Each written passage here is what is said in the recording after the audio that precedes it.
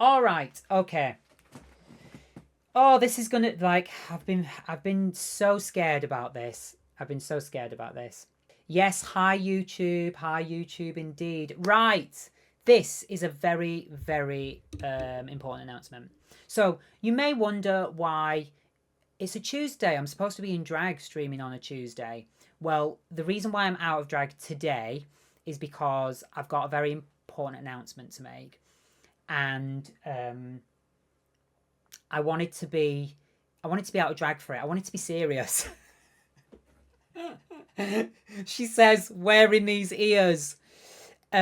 So right, I'm gonna try and not get emotional, but I might get emotional, and so trigger warning, everybody. We've got some emotional chat going on, but I'm gonna try and be as detached from emotion as possible. Okay, so I'm finally going to address why I was away for so many months. In when even was it? In July, sometime in July, I did a Pride gig for Joe McElderry, and I've not really done many gigs this year. I've been a bit quiet. You know, work has been a bit dry on the ground and all of that business. But I did this Pride gig, and it was amazing. It was so wonderful. And to be completely honest, I can't remember if it was at the beginning of the gig or at the end of the gig. But at some point during that evening, my hands and feet, I got a tingly sort of pins and needly kind of feeling in my hands and my feet. Obviously didn't think anything of it. By the next morning, that tingly feeling had spread to my arms and my legs. And then on the third day, my whole body was tingling. Except now, my hands and my feet had gone numb. Then on day 4, that numbness had spread to my arms and my legs. And day 5, my whole body was numb. To the point where I could no longer feel my bladder and bowel contractions. So I was relying on muscle memory to go to the toilet. So I mean, there's a million and one reasons why I should have taken myself to hospital sooner. But the reason why I didn't is because I was waiting for this new PC to arrive, which it said it was arriving on the Monday. It didn't arrive on the Monday. It said it was arriving on the Tuesday. It didn't arrive on the Tuesday. It then did arrive on the Wednesday. So as soon as the computer arrived, I then took myself to hospital the next day, on the Thursday. So I took myself to hospital being completely numb, from the neck down. I could still, like, I mean, I walked myself. I pretty much walked all the way to the hospital. I got a couple of buses, but walked predominantly the whole way. But when I arrived at hospital, I then discovered that I struggled to fill out the forms and the paperwork, because I couldn't properly hold a pen. So I had some blood tests done, and they wanted to do some scans. So me just being sat with the nurse in A&E was like, okay, well, I'll come back tomorrow. Then we can do the scans. And she was like, oh, no, you misunderstand. You're not going home. We're going to admit you. You're going to stay here until we figure out what's going on. So I was in hospital then for nearly 2 weeks. And during my stay in hospital, I gradually lost the use of my hands. My arms went very weak, and the medical term is they went spastic, so they were very wobbly. And as each day went by, I could use less and less of my hands.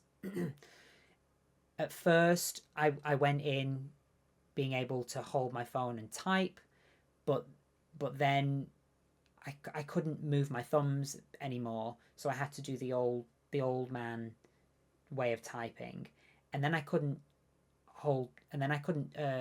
function. The buttons wouldn't function because I couldn't press them, and then I couldn't hold the phone, and I couldn't even work it. So things got very, very scary in hospital, because I also struggled to walk. Like, my balance was a bit off and my walking was very slow.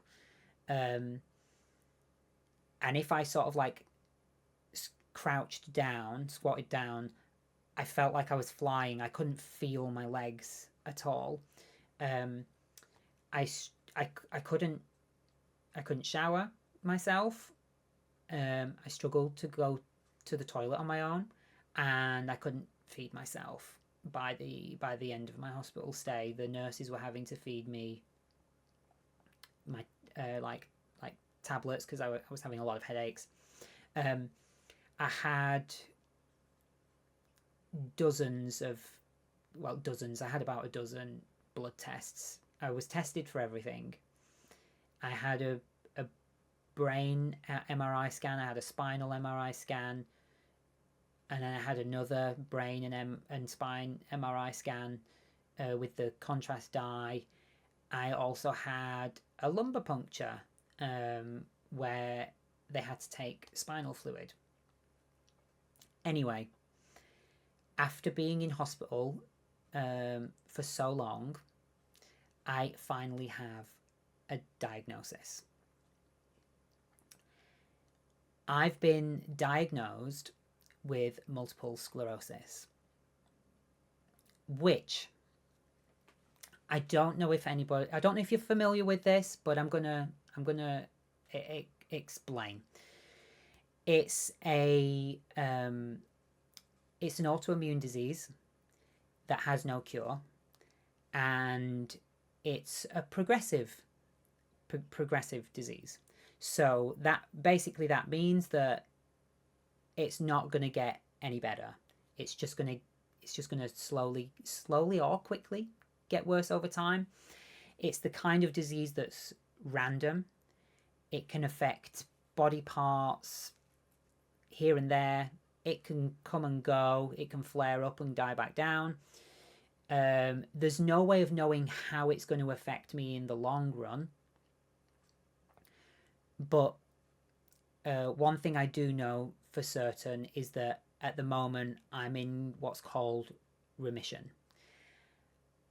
I've not been formally diagnosed with the type of multiple sclerosis because there is several different types. There's relapsing remitting MS, primary progressive MS, secondary progressive MS, all these different words that I didn't know. I didn't know anything about this disease myself. And might I add, I've not had a specialist appointment yet. So I've had to do a lot of research myself. But I have been formally diagnosed with multiple sclerosis, just not the type. And I believe the reason why I've not been diagnosed with the type yet is because they need to observe it and see what happens. And also, I've got to have a specialist appointment, which is at the end of October. It's the 25th of this month. I'll be going to see a neurologist and to talk about what my options are. So for those of you who don't know, multiple sclerosis is an autoimmune disease, and it's the kind of disease that my immune system attacks my own body, basically. So when I get sick, my immune system attacks my own body. Specifically, there's a special coating on your spinal cord, and my immune system attacks that, wears it away. It's called demyelination. I believe I've pronounced that right, where my body just erodes the special coating on my spinal cord, leaving the nerves in my spine exposed.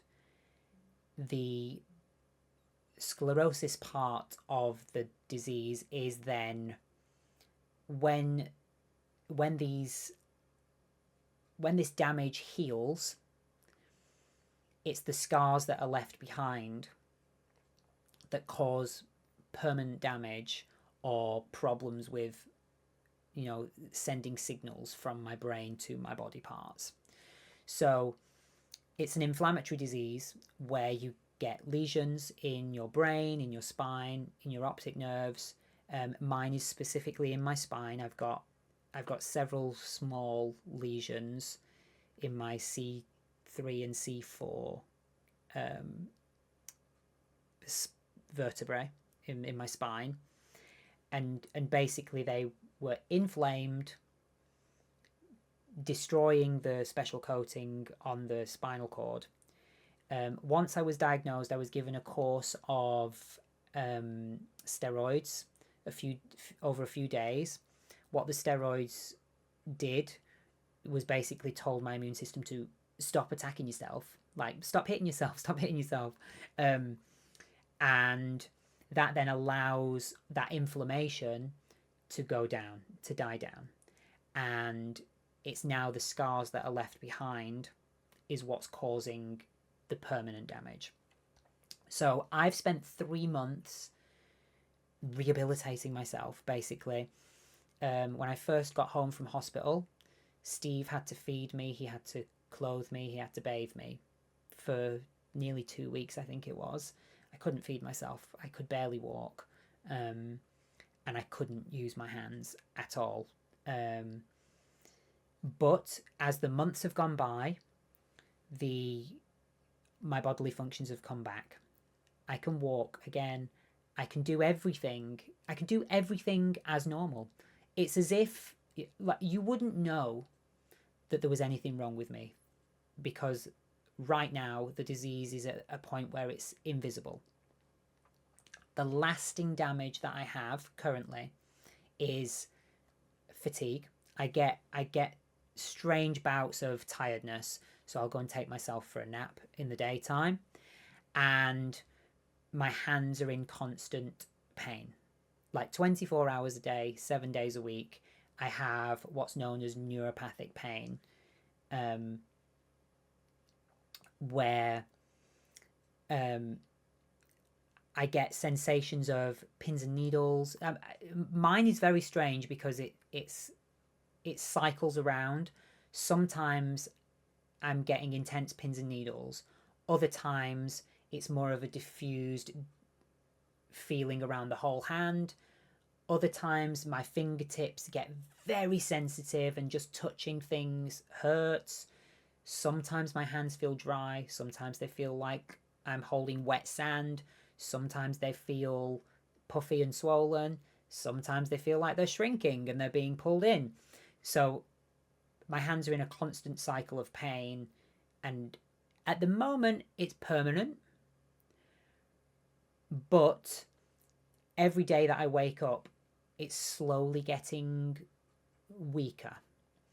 So the hope is that the pain does eventually go away, but at the moment that's what I'm living with, permanent hand pain.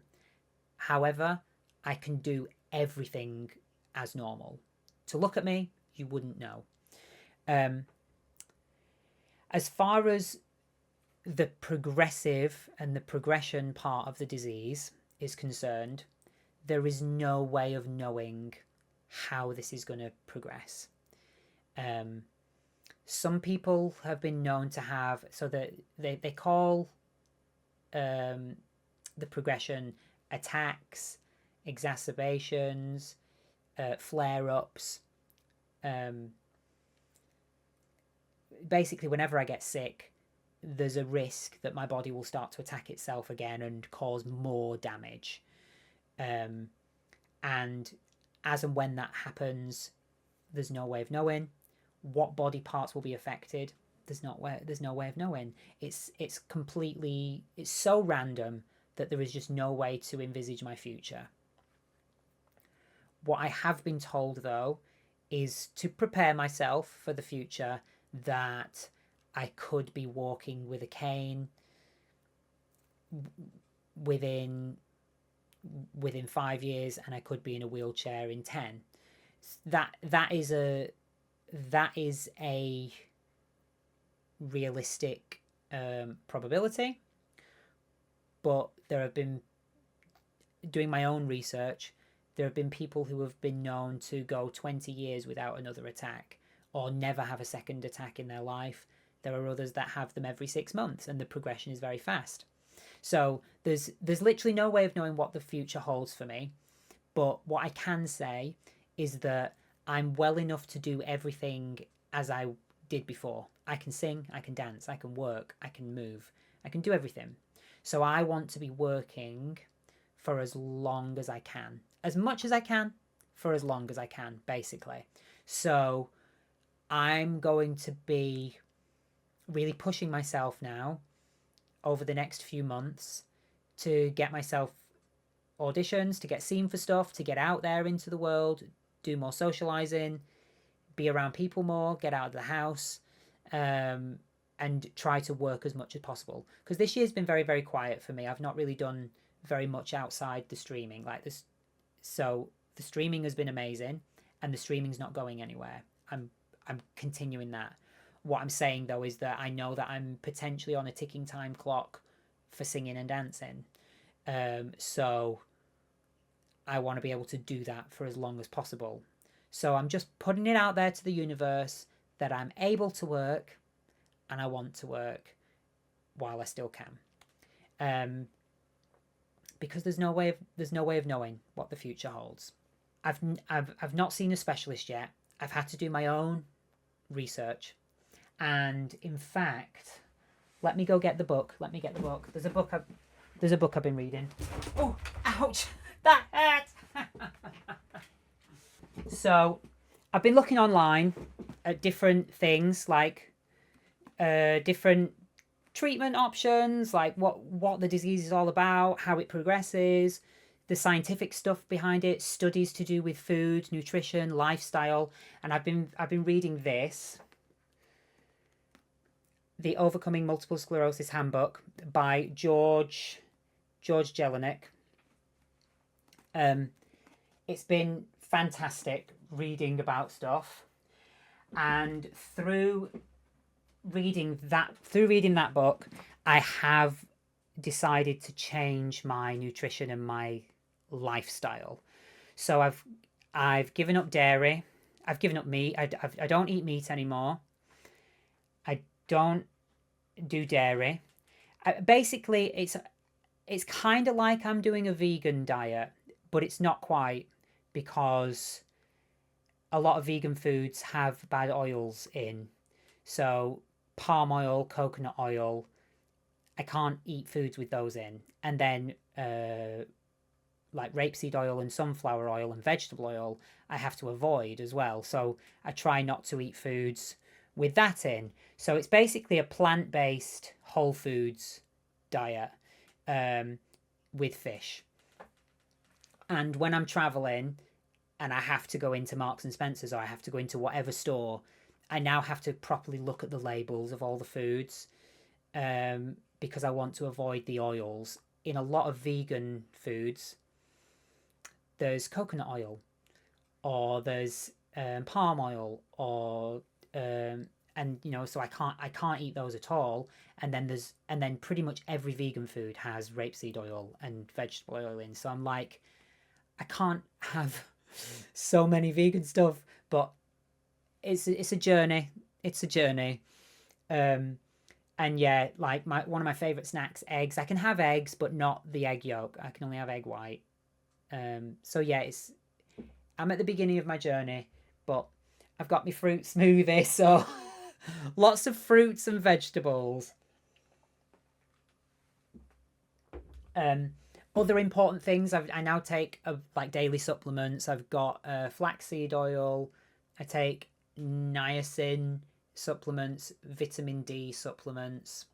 But there's other things that can help as well with my recovery and with potentially staving off the disease for as long as possible. like exercise and sunlight. Sunlight is a massive, like natural sunlight, not just vitamin D in the form of supplements. So yeah, I'm on a journey. I'm going to be getting more active. I'm going to be getting out more. And I'm sharing this journey. I'm sharing this journey with you all because that's seems to be who I am. I never, like, apart from having asthma as a kid, I've never really had any health problems. And then Drag Race comes along and I get COVID. And then I get depression. And share both of those things with the world. So why not share this? So yeah, that's all I have to say on the subject. And I've spoken for a really long time. I'm going to quickly whiz through some of these comments and then we'll get in game. All right. Let's take a look. Oh, thank you for all the love, everybody. Thank you for the love. Thank you. It's okay to feel the feels. Do you know what? I didn't cry. I'm really happy I didn't cry because I thought I was gonna get upset.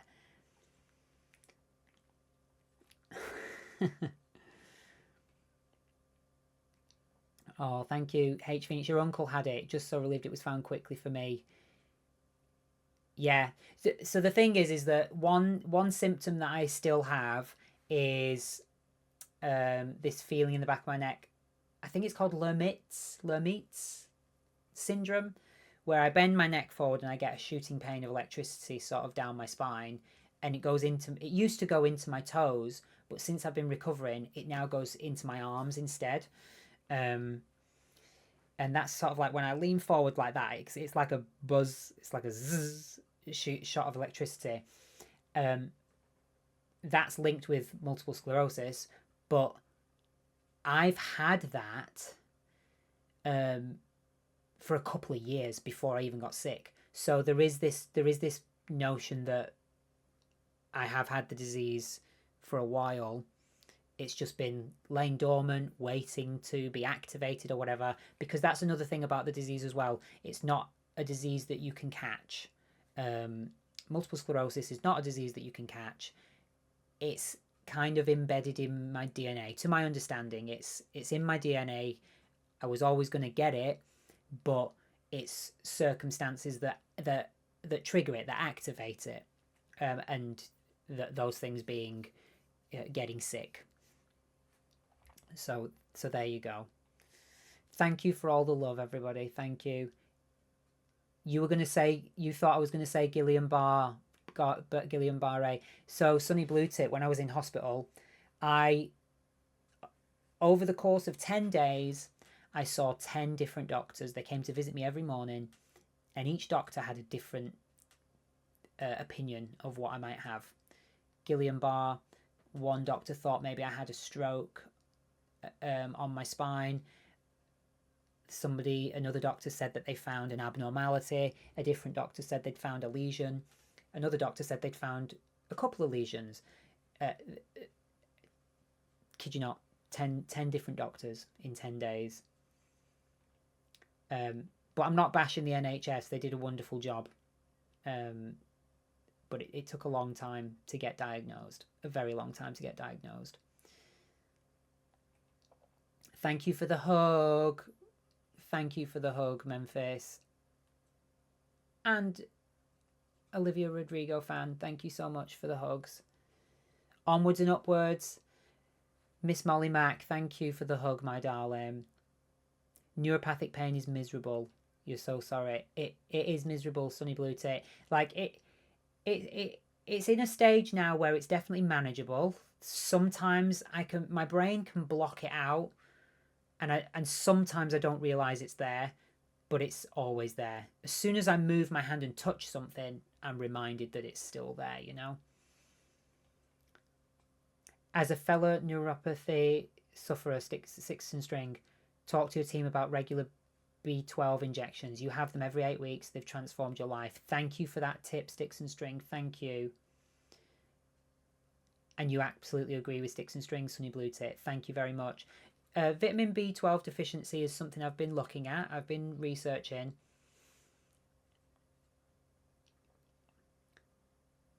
Mr. Shady, you're all here for me through this. You're so loved. Thank you. H Phoenix, we'll walk with canes together. We'll have lightsaber styled ones. Yeah. Go Bionic. Cyberpunk Ronnie. Yeah. May 9. Can't stay lurking while you're pouring your heart out. So sorry to hear your diagnosis. Stay strong. Try to stay positive. Oh, thank you, May 9. Really appreciate the message. Get that musicals album made ASAP. Yeah, I'm planning to start going seeing a singing tutor, just to get my voice back in shape, because I've not sang properly for months now. So I want to re-strengthen my voice, you know. Yeah, thank you. Casey Baum, hello, my darling. Lots of love. Stay strong. You've got this. Thank you. HK, don't even know what to say. You're so brave for sharing this. We love you so much. We'll always love you. Stay safe. We'll always be here for you. Thank you, HK, my darling. Fruit smoothies, solid snake. Thank you. Matty James, hello. Hey, gorgeous. Outdoor streams next summer. That's true. You'll say this again. Yes, Dixon String, thank you for that advice. Damn it, RuPaul, yeah. Oh, thank you, Shiny Pikachu, for contributing to the Get Ready With Me challenge. Olivia Rodrigo fan, you got a kitten since I was gone. Oh. Have you shared photographs of them in Discord? I'd love to see them. Speaking of getting kittens and getting cats, so as you all know, everybody, Seth passed away in June. See, this is another thing. So I wonder if my emotional state has also sort of triggered this. There's no scientific proof or evidence, but a month before I went to hospital, I collapsed in the bathroom, right? I had a nosebleed, collapsed, hit my head, and chipped my tooth. Seth passed away, which is so sad. Oh, actually, yeah, well, I'll get back to that. Seth passed. My laptop died. My computer died. It took 3 months to get this new computer. My washing machine also broke, so we were having to go to the laundrette with our washing for over a month. All of these things, and I was worried about work as well. I was so worried about not working so much this year. I think lots of stress and life pressures, I think, have helped to bring this to the surface. None of those things caused MS, but I wouldn't be surprised if a combination or all of them contributed to triggering, you know. But yes, you got kittens, so we also, Steve and I adopted 2 new cats, everybody. So we now have 9-year-old Eileen, who's a grumpy cat. She's a grumpy old lady cat who gets, I mean, she's very bossy and she gets her own way in the house. And if she's not happy, she lets you know. And then we've got 1-year-old Timothy, who is a bundle of energy. He's running around everywhere. After Seth passed, we wanted to get a new cat.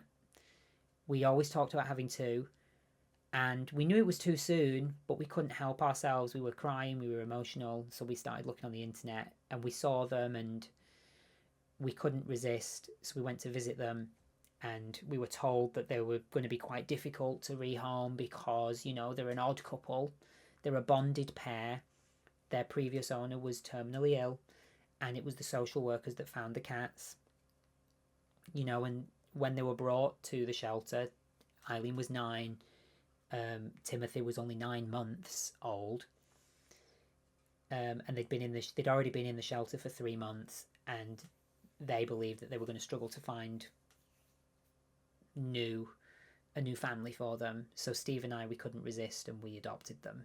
So they've been living with us here now since the 5th of July, in fact. Yeah. So they've been here when I got ill. Everything just happened at the wrong time. I will share photos of them on Discord. Timothy, he's just so full of beans. He zooms in and out of this room, and he's actually been in and out twice since I started streaming, but he's not made any noises, and so I didn't want to introduce him. I'll introduce him when he comes in again. But yeah. Mr. Shady, you became aware of MS through Christina Applegate. My journey will be unique to me, but hopefully I'll stave off the challenging aspects. Yeah, thank you, Mr. Shady. Yeah, the Christina Applegate, I've been looking at her story. Selma Blair, Jack Osborne, and Montel Williams. Those are the 4 famous people that I know, and I've been sort of like following their story to see, because I didn't really know much of it myself, honestly. Sunny Blue Tip, there's a huge link between trauma and autoimmune disease. Yeah. Strike 9511. That's Steve, everybody. I've just docked Steve. Just wait until while Timothy appears in the Twitch stream. Yeah. Pikachu, you're convinced it's trauma as to why you've got an autoimmune disease too. It's a huge thing because of the cortisol in fight or flight. I mean, I would put my tinfoil hat on, talk about conspiracy theories, talk about just crazy theories. That time in my life, you know, Seth dying, my washing machine breaking, the computers, everything was going wrong. Everything. There was so much stress. I would not put it past myself that activated it, you know. But as I was saying, this thing that I've got in the back of my neck with this sort of like shock of electricity, I have had that for a few years, so I do think it's been underlying for a while. Oh, May 9, you lost one of your 4 cats a few months back. It's so sad, isn't it, May 9? I'm so sorry to hear that. A grumpy old lady. Who are you talking about, Phoenix? Oh, Pikachu feels attacked. Yeah. Okay, everybody. I didn't mean to overrun so much, but I just had to talk to you all about it, and now the world knows. I got very sick over the summer, and I have been diagnosed with multiple sclerosis. Here's my story. Basically. So yeah, bye YouTube. I'm going to stop the recording now.